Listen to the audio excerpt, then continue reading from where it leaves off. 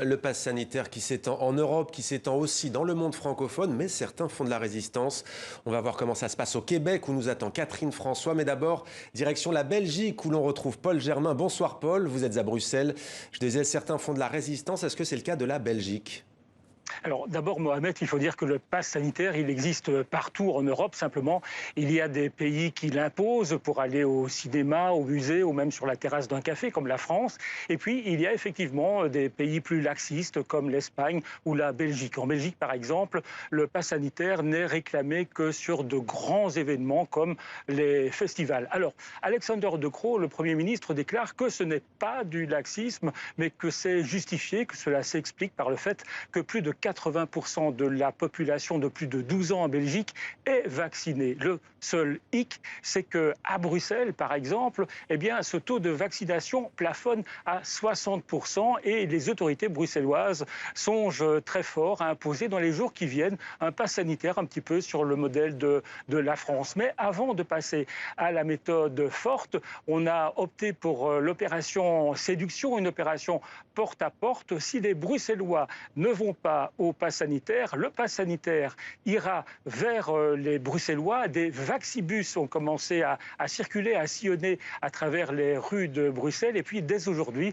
on peut également se faire vacciner dans des grands magasins, comme par exemple chez Ikea. Et je vous rassure, Mohamed, la seringue et la dose ne sont pas fournies en kit.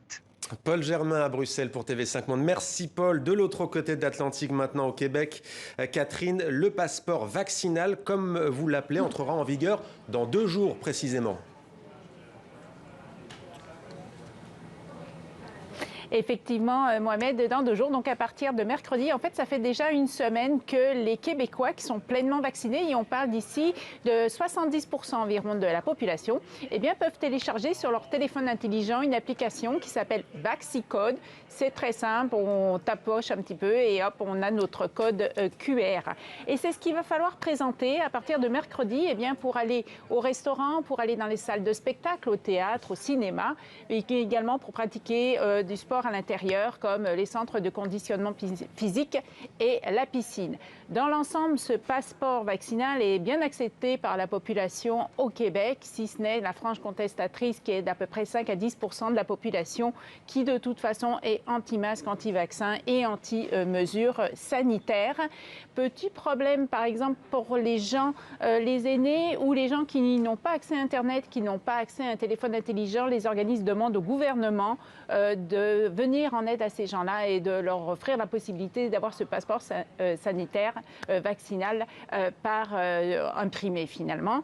Et pour l'instant, au Québec, eh bien, ça se limite aux services non essentiels. Il est hors de question que pour rentrer dans un commerce ou pour rentrer dans une entreprise, on doit présenter ce passeport vaccinal. On verra la suite des choses au fur et à mesure de l'augmentation du nombre de cas de la 4e vague qui est en cours ici depuis 2 semaines déjà.